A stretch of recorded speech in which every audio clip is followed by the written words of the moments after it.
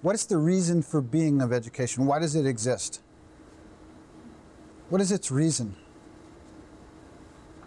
Now you can frame that a couple of ways. You can say, why does it exist socially or at different levels? But I'd prefer, if you can do it, that you ask the question, if I have this child in front of me, and I am education to this child, right? I'm the whole system, and here's this child, and I'm responsible. What do I want this child to leave with?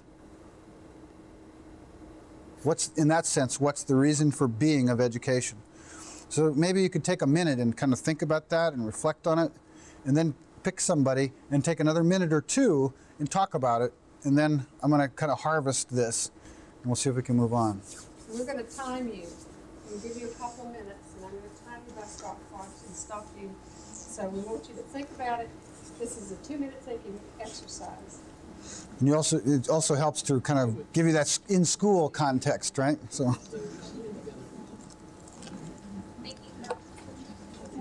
Thinking first and share.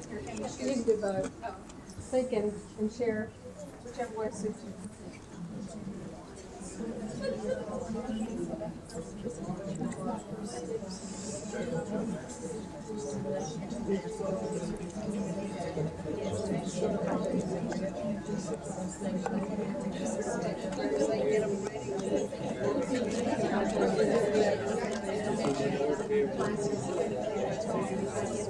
You and I must sound good.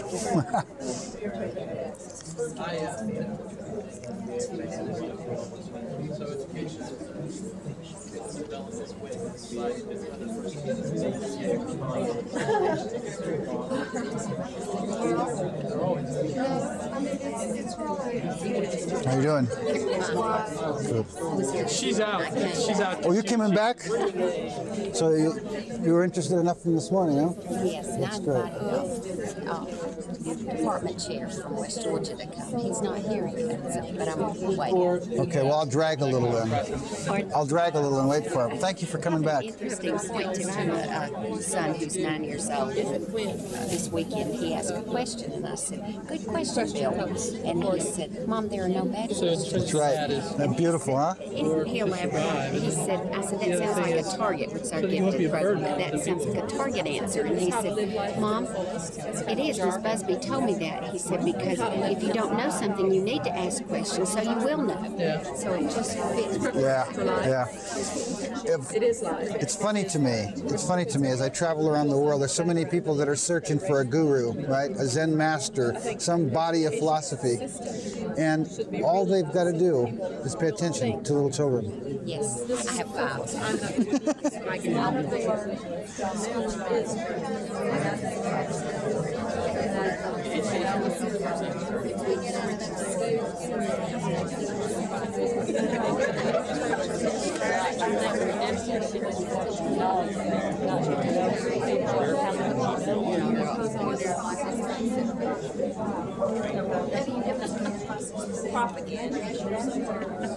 Burn it.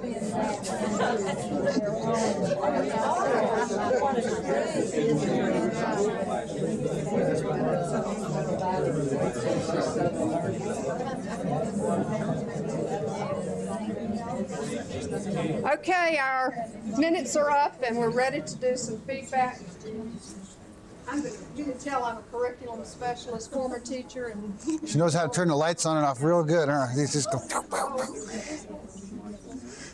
Very good, thank you.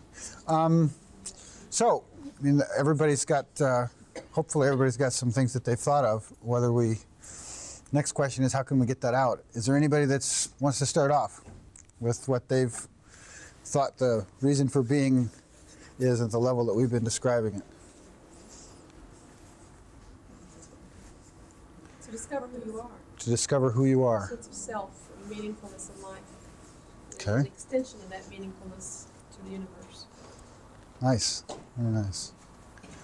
So discover in the sense of taking off the covering and letting yourself emerge. Okay. Yeah, I can agree with that.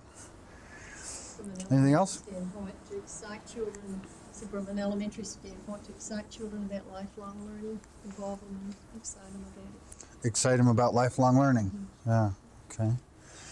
We want to relanguage that. I think the spirit of that's right on. Yeah? I mean, some people think of lifelong learning, and it's kind of suggestive of constantly going back to be educated. Okay?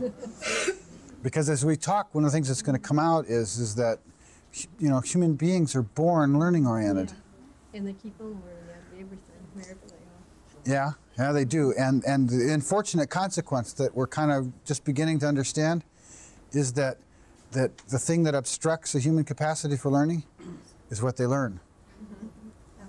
And that without understanding that we're allowing them to learn things that close down their capacity for learning. Right? But the spirit of your intention, yeah, it's beautiful. Somebody else? Empowerment. Okay. So education as an environment in which people grow to feel empowered. Yeah. Add to that, to become more independent of other structures and other persons for their decision making, for their thinking processes, for their productivity, for the whole realm of who they are. It's kind of self-creating, self-generating. Totally renewing, Yeah. feeding on its own energy. Wow, it's kind of an enlightened group. This is nice. You were saying something? I was just going to comment on a National Geographic article, I think it was National Geographic or U.S. News, on the development of man and his ability to survive. They had an article that indicated that the brain, there's a relationship between the brain, the size of the brain, and the adversity and the ability of man to survive through time. And you know, it's our adaptation and our need to learn which allowed successive groups of people to survive through time. And of course we have it pretty easy today, but I think we can relate that to the necessity for learning. Yeah, I think that's right on. I mean, one of the things that I've struggled with and feel somewhat is misleading about the whole notion Homo sapiens is it refers to a particular quality of tool using, and that perhaps the real difference is a quantum leap in the capacity for learning. To be able to take the first step in participating in the extension of the capacity for learning is what seems to be most significant in the evolution of human beings.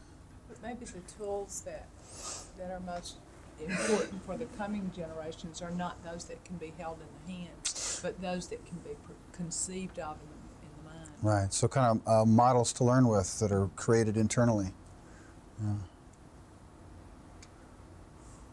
Interesting group. Anybody else?